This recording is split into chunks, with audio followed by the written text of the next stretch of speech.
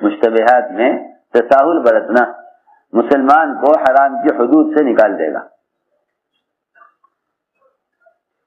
مشتبہات میں تساہل برتنا یعنی جو چیزیں مشتبہ ہیں، حلال ہیں یا حرام ہیں، جائز ہیں یا ناجائز ہیں، جن میں شبہ ہے، ایسی چیزوں کے بارے میں اگر مسلمان ڈھیلا پڑ گیا،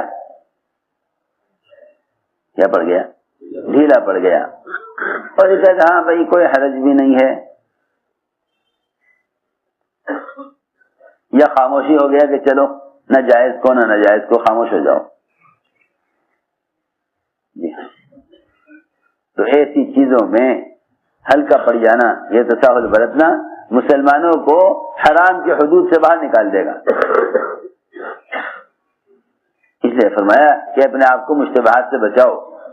جس چیز کے حلال حرام ہونے میں شبہ ہے یا جائز ناجائز ہونے میں شبہ ہے، اس چیز کو چھوڑ ہی دو نا. اس چیز کو حدیث میں آتا ہے جو چیز شک میں ڈالے اس کو چھوڑ دے. جو چیز شک میں ڈال رہی ہے اس کو چھوڑ دے، اور جو چیز یقینی ہے، مناسب ہے، اور جس میں حلال واضح ہے اس کو اختیار کر لیں. دع ما یریبک الی ما لا یریبک، شک کی چیز کو چھوڑ دو اور جو چیز یقینی ہے اس کو اختیار کر لو. میں نے عرض کیا کہ عمر رضی اللہ تعالیٰ اس درجے کے عالم تھے کہ وہ حلال چیز کو اللہ سے کہہ کے حرام کراتے تھے. حضور اکرم صلی اللہ علیہ وسلم خدمت میں حاضر ہوئے. حضرت عمر ہاتھ میں کچھ اوراق لیے ہوئے تھے. پوچھا عمر یہ تمہارے ہاتھ میں کیا ہے؟ عرض کیا کہ میں نے توریت پڑھی ہے. میں نے توریت پڑھی ہے تاکہ میرے علم میں اضافہ ہو. یہ بھی تو معلوم ہونا چاہیے ہمیں کہ موسیٰ علیہ السلام پر اللہ نے کیا احکام نازل کیے تھے، چاہے عمل نہ کریں ہم ان پر، لیکن معلومات کے لیے. سنو، حضرت عمر رضی اللہ تعالیٰ نے عمل کرنے کے لیے نہیں، صرف معلومات کے لیے، اپنا علم بڑھانے کے لیے توریت پڑھی. اس کی اوراق لے کر آپ کی خدمت حاضر ہوئے. فرمایا یہ کیا ہے؟ عرض کیا کہ رسول اللہ ہم نے توریت پڑھی ہے تاکہ ہمارے علم میں اضافہ ہو. اتنا سننا تھا کہ حضور اکرم صلی اللہ علیہ وسلم کو اتنا غصہ آ گیا اور آپ کا چہرہ اتنا بدل گیا کہ آپ کے چہرے کا غصہ دیکھ کر صحابہ میں اعلان ہو گیا کہ سب ہتھیار لے چلو، سب جمع ہو جاؤ مسجد میں، آج کوئی بہت بڑی بات پیش آ گئی ہے. کسی نے ستایا ہے حضور اکرم صلی اللہ علیہ وسلم کو. روایت میں ہے انصار میں اعلان ہو گیا محلوں میں، سب ہتھیار لے چلو، جلدی ہتھیار لے چلو. پوری مسجد ابھی بھر گئی انصار سے، سب ہتھیار لیے ہوئے بیٹھے تھے. کیا بات پیش آئی؟ کسے ستایا اللہ کے نبی کو؟ کیا بات پیش آئی؟ سارے ہتھیار لے کر جمع ہو گئے.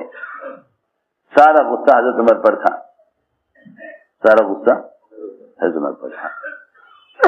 عمر نے توریت کیوں پڑھی؟ سوچو، عمر نے توریت کیوں پڑھی؟ حالانکہ توریت علم ہے، ایک نبی موسیٰ علیہ السلام پر نازل کی گئی ہے، آسمانی کتاب ہے، ہمارا اس پر ایمان ہے. لیکن عمر نے کیوں پڑھی جب علم منسوخ ہو چکا؟ سوچنے کی بات ہے. اتنا غصہ آپ کا حضرت عمر پر. آپ فرمایا کہ اگر آج موسیٰ علیہ السلام زندہ ہو کر آ جائیں تو ان کے لیے کوئی راستہ نہیں ہے سوائے میری اطاعت کے، اور اگر تم نے موسیٰ علیہ السلام کے طریقے پر عمل کیا تو تم گمراہ ہو جاؤ گے، کامیاب نہیں ہو سکتے. سارا غصہ تمہارے پر تھا کہ توریت کیوں پڑھی؟ سوچو. حالانکہ عمل کے لیے پڑھی، معلومات کے لیے پڑھی. عمر جیسے عالم نے وہ علم پڑھا جو واقعی علم ہے لیکن منسوخ ہو چکا. اس پر اللہ کے نبی کو اتنا غصہ آیا اس زمانے کے مسلمان علم کو چھوڑ کر دنیا کے فنون پڑھیں اور علم سے جاہل رہیں تو بتاؤ اللہ کے کو کتنا غصہ آئے گا؟ سوچنے کی بات ہے نا. عمر جیسے عالم نے توریت کا علم حاصل کیا, اللہ کے رسول کو غصہ آیا. آپ نے فرمایا کیا جو قرآن میں لے کر آیا ہوں اور جو حدیث میں تمہیں بتا رہا ہوں کیا یہ تمہاری نجات کے لیے کافی نہیں ہے کہ تم نے توریت پڑھی؟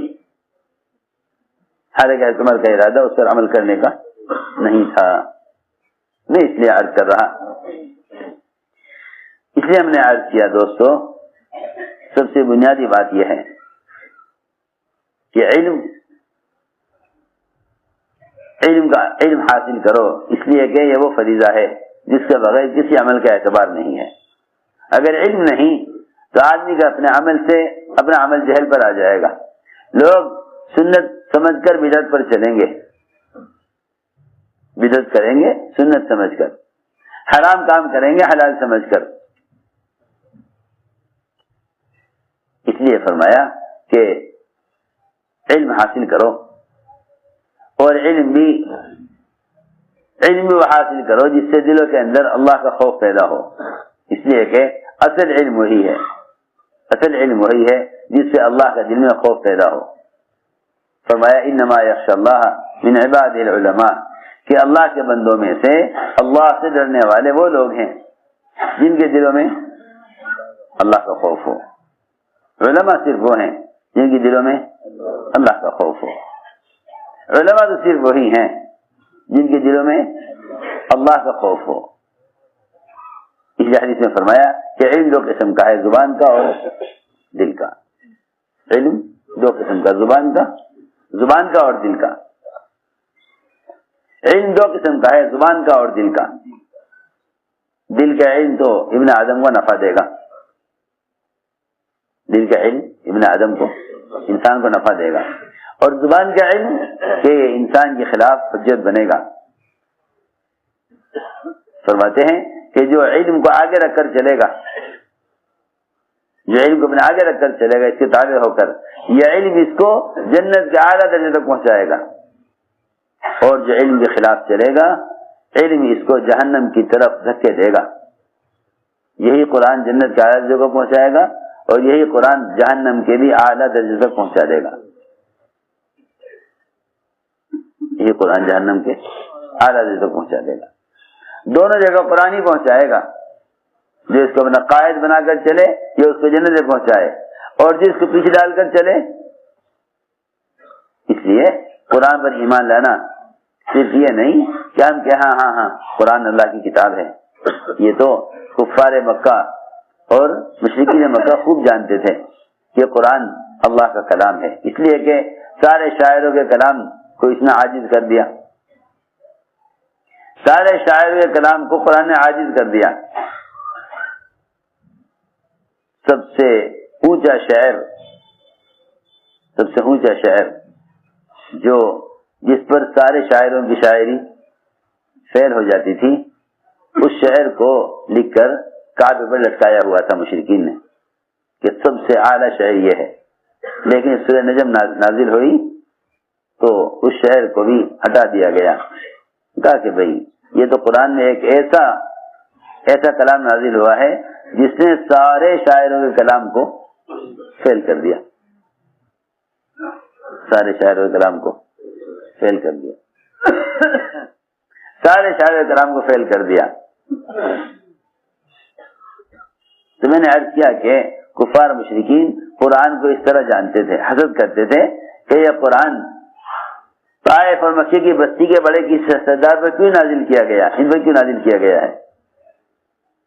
حسد کرتے تھے. میں نے عرض کیا کہ اگر مسلمان یہ کہے کہ ہاں جی ہم جانتے ہیں قرآن اللہ کی کتاب ہے, تو یہ تو کفار مکہ بھی جانتے تھے, بلکہ حسد کرتے تھے کہ قرآن آخری کتاب, آخری وحی ان پر کیوں نازل ہوئی. مکے طائف کے بڑے سرداروں میں سے کسی پر نازل کیا جاتا.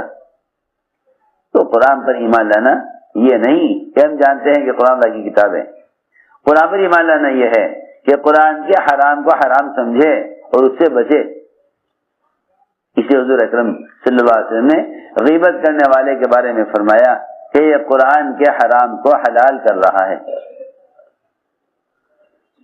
قرآن کے حرام کو حلال کر رہا ہے، یہ قرآن کے حرام کو حلال کر رہا ہے۔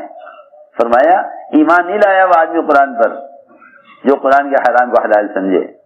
یہ غیبت کرنے والے سے فرمایا ما آمن بالقرآن من استحل محارمہ، جو قرآن کے حرام کو حلال سمجھ رہا ہے وہ قرآن پر ایمان نہیں لایا۔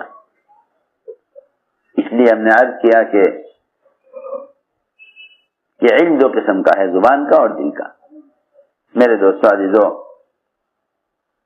غفلت کے ساتھ، گناہوں کے ساتھ آدمی معلومات حاصل کر سکتا ہے، لیکن علم کی حقیقت اور اس کا نور کہ یہ تو اللہ کے تعلق کے بغیر حاصل ہو نہیں سکتا، اس لیے کہ اللہ نے قرآن میں علم کو بھی ذکر کہا ہے، علم کو بھی ذکر کہا ہے، اللہ نے قرآن میں علم کو بھی ذکر کہا ہے، علماء کو اہل ذکر کہا ہے، علماء کو اہل ذکر کہا، قرآن میں علماء کو اہل ذکر کہا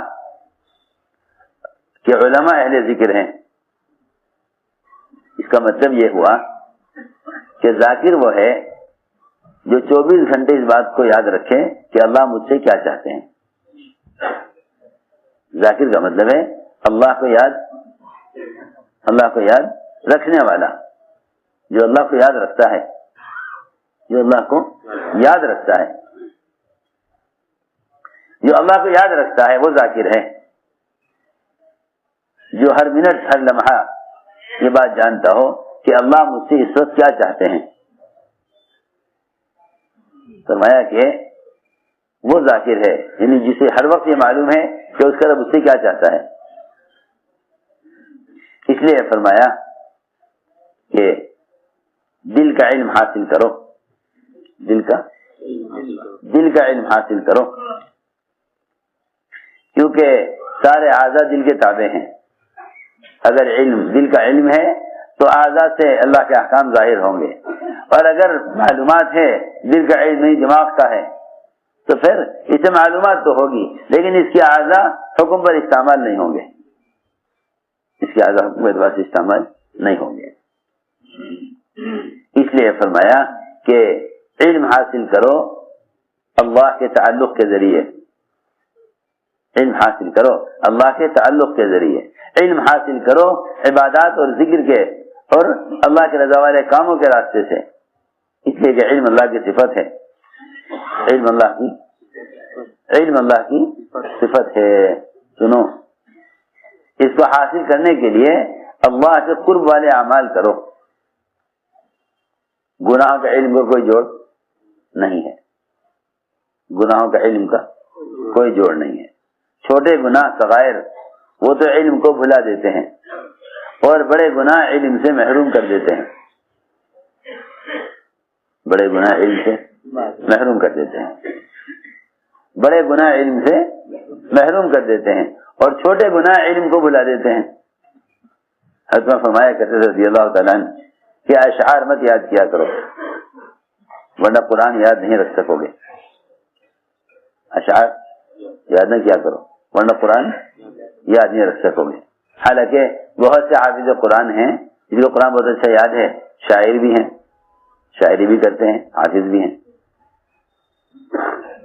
حالانکہ یہاں حضرت عمر کی بات کا مطلب ہے ہی نہیں کہ اگر آپ اشعار یاد رکھیں گے تو قرآن یاد نہیں رکھ سکیں گے۔ حضرت عمر کا مطلب یہ ہے کہ جو اشعار بنانے میں، اشعار گانے میں لگ جاتے ہیں، انہیں یہ یاد نہیں رہتا کہ قرآن ہم سے کیا چاہتا ہے،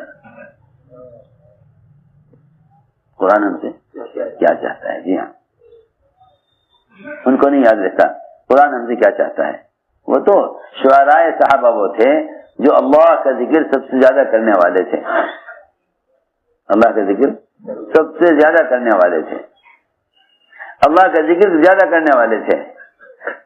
ذکر اللہ کثیرہ، یہ ان شعراء صحابہ کے بارے میں آیت نازل ہوئی جو اتنا سن کر ڈر گئے تھے کہ اے اللہ، جب تو نے یہ کہہ دیا کہ شاعر جو ہیں وہ سر پھرو کے امام ہوتے ہیں، شاعر کس کے امام؟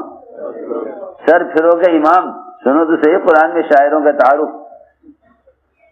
جی ہاں، یہاں تو بڑے بڑے شاعروں کا تعارف بڑے اہتمام سے کرایا جاتا ہے، یہ فلاں شاعر ہیں فلاں شاعر ہیں، اور قرآن تعارف کس طرح کرایا شاعروں کا؟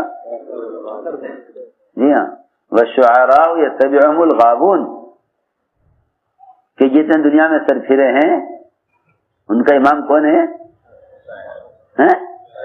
شاعر، شعراء جو ہیں وہ سر پھروں کے امام ہیں۔ والشعراء یتبعہم الغاوون، جیسے ہی صحابہ نے یہ آیت سنی سب ڈر گئے، حاضر خدمت ہوئے، عرض کیا کہ یا رسول اللہ، اللہ تعالیٰ تو یہ کہہ رہے، اللہ کو ہمارے بارے میں یہ کہہ رہے۔ جب خوب پریشان ہو گئے صحابہ،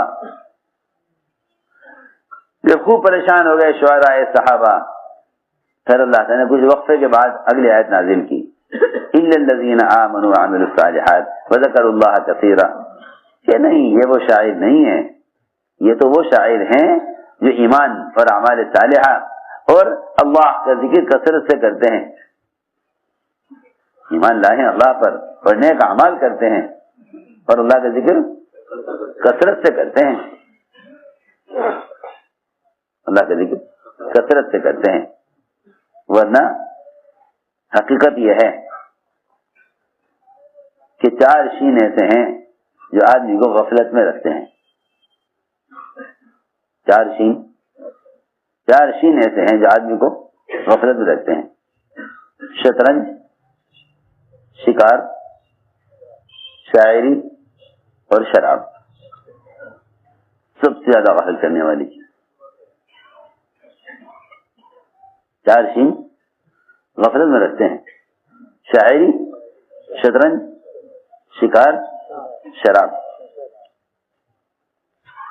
جی ہاں، ہم نے دیکھا عام طور سے جو ان 4 میں سے کسی ایک کو بھی پکڑ لیتے ہیں نا وہ غافل ہو جاتے ہیں۔ سب سے زیادہ غفلت پیدا کرنے والے ہیں 3 شین، 4 شین، شاعری، شطرنج، شکار اور شراب۔ اس لیے فرمایا کہ اگر علم چاہتے ہو تو سب سے پہلا کام یہ کرو کہ اللہ کا ذکر کثرت سے کیا کرو۔ علم چاہتے ہو تو اللہ کا ذکر کثرت سے کیا کرو، اللہ کا ذکر کثرت سے کیا کرو۔ علم چاہتے ہو تو نوافل کا اہتمام کیا کرو، کیونکہ علم اللہ کے قرب کا ذریعہ ہے۔ اگر اللہ کا علم چاہتے ہو تو پہلے اللہ کے قرب والے اعمال میں لگو، اللہ کے قرب والے اعمال، اس لیے کہ علم اور معصیت کا کوئی جوڑ نہیں، جیسے روشنی اندھیرے کا کوئی جوڑ نہیں۔ علم سراسر نور ہے اور گناہ سراسر ظلمت ہے، اندھیرے روشنی کا کوئی جوڑ نہیں ہے، اندھیرے روشنی کا کوئی جوڑ نہیں ہے، گناہ سراسر ظلمت ہیں اور علم سراسر نور ہے۔ لوگ گناہوں کے ذریعے علم حاصل کرنے، معلومات حاصل ہو سکتی ہے، علم حاصل نہیں ہو سکتا، معلومات حاصل ہو سکتی، علم حاصل نہیں ہو سکتا۔ اس لیے فرمایا کہ 2 کام زیادہ کیا کرو علم کا حاصل کرنے کے زمانے میں، ایک قرآن کی تلاوت، ایک قرآن کی تلاوت اور دوسرے تہجد اور نوافل کی کثرت۔ یہ 2 چیزیں علم میں معاون ہیں، یہ 2 چیزیں علم میں بہت معاون ہیں، ایک قرآن کی تلاوت، دوسرے تہجد، کیونکہ تہجد کو تو قرآن میں کہا ہے کہ علم کو واضح کر دے گا رات کے قیام، رات کے قیام علم کو واضح کر دے گا، اور وہ نفس جو گناہ کرا کر علم کے لیے رکاوٹ بن جاتا ہے وہ نفس تہجد سے کچلا جائے گا۔ آدمی علم کے خلاف جو بھی قدم اٹھاتا ہے، جو بھی گناہ کرتا ہے وہ نفس کے تقاضے سے کرتا ہے، اور رات کے قیام اور تہجد نفس کو سب سے زیادہ کچلنے والا ہے۔ اشد وقع فرمایا نفس کو کچلنے والا سب سے بڑا عمل تہجد ہے۔ آگے فرمایا اقوم وقیلا، کہ زبان سے نکلنے والی بات واضح ہو جائے گی رات کے قیام اور تہجد سے۔ اقوم وقیلا کا مطلب ہے ابین وقیلا، کہ علم واضح ہو جائے گا، کس سے؟ رات کے قیام سے۔ دوسرا میں نے بتایا کہ قرآن کی تلاوت کثرت سے کیا کرو۔ دیکھو علم حاصل کرنے والا اگر ایک دن بھی قرآن کھول کر نہ پڑھے، اگر ایک دن بھی قرآن کھول کر دیکھ کر نہ پڑھے تو علم سے مناسبت ختم ہو جائے گی، علم سے مناسبت ختم ہو،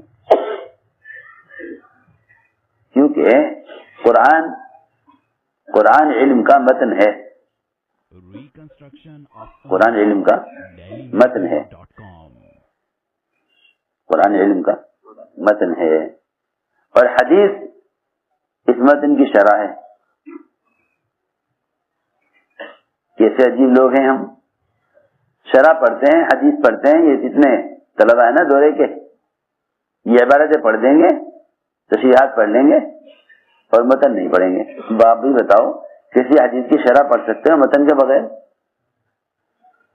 کیوں بھائی دورے جاگرے طلبہ ہیں بھائی، تم متن پڑھو گے اس کے بعد ہی تو شرح پڑھو گے، شرح سمجھ آئے گی متن کے بغیر؟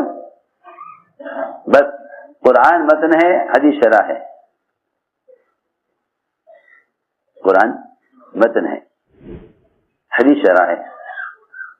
تو دیکھیے ابھی تم کتابیں پڑھ رہے ہیں، قرآن بعد میں پڑھیں گے، ارے جب تم متن نہیں پڑھ رہے ہو تو شرح کیسے سمجھ میں آ جائے گی؟ پہلے متن پڑھا جاتا ہے پھر اس کی شرح کی جاتی ہے۔ متن جانتے ہو؟ متن ہیڈنگ، ہر عبارت کی ایک ہیڈنگ ہوتی ہے، جی ہاں، ہیڈنگ مختصر ہوتی ہے، اس کے نیچے تفصیل ہوتی ہے۔ بس اسی طرح میں عرض کر رہا کہ قرآن کی تلاوت جس دن نہیں کرو گے تمہیں علم سے مناسبت نہیں رہے گی۔ اس لیے قرآن کی تلاوت کا اہتمام کرو، قرآن کی تلاوت کا اہتمام کرو، اور اہتمام جب ہو سکتا ہے جب تم قرآن کی تلاوت کی مقدار صحابہ کے معمول کے اعتبار سے طے کر لو، صحابہ کے معمول کے اعتبار سے طے کر لو، مجھے اتنا دعوت روزانہ کرنی ہے، اتنی تلاوت روزانہ کرنی ہے۔ عبداللہ ابن عمر رضی اللہ تعالیٰ عنہ ہر نماز کے لیے وضو کرتے تھے، اور وضو اور نماز کے درمیان قرآن کو دیکھ کر پڑھتے تھے، وضو نماز کے درمیان قرآن دیکھ کر پڑھتے تھے۔ اس زمانے میں قرآن کی تلاوت کا کوئی زیادہ شوق لوگوں میں نہیں ہے، اتنا ہی قرآن پڑھ لیتے ہیں جتنا نماز میں پڑھا جاتا ہے، حالانکہ وہ تو فرض ہے، لازم ہے، جی ہاں، اس سے زیادہ قرآن کے پڑھنے کا شوق نہیں ہے۔ حالانکہ قرآن سے اچھا مشغلہ کوئی نہیں ہے، قرآن سے اچھا مشغلہ کوئی نہیں ہے، قرآن سے اچھا مشغلہ کوئی نہیں ہے۔ اپنی زبان کو قرآن کی تلاوت سے مشغول رکھا کرو، زبان کو قرآن کی تلاوت میں، یہ تمام اذکار میں سب سے افضل ذکر ہے۔ اختلاف ہے کہ نماز میں قیام افضل ہے یا سجدہ افضل ہے، نماز میں قیام افضل ہے یا سجدہ افضل ہے، اختلاف ہے، قیام افضل ہے یا سجدہ افضل ہے۔ سب کا اتفاق جب اس سے ہو گیا کہ بھائی سجدہ افضل ہے، کیونکہ سجدے میں آدمی اللہ تعالیٰ کے سب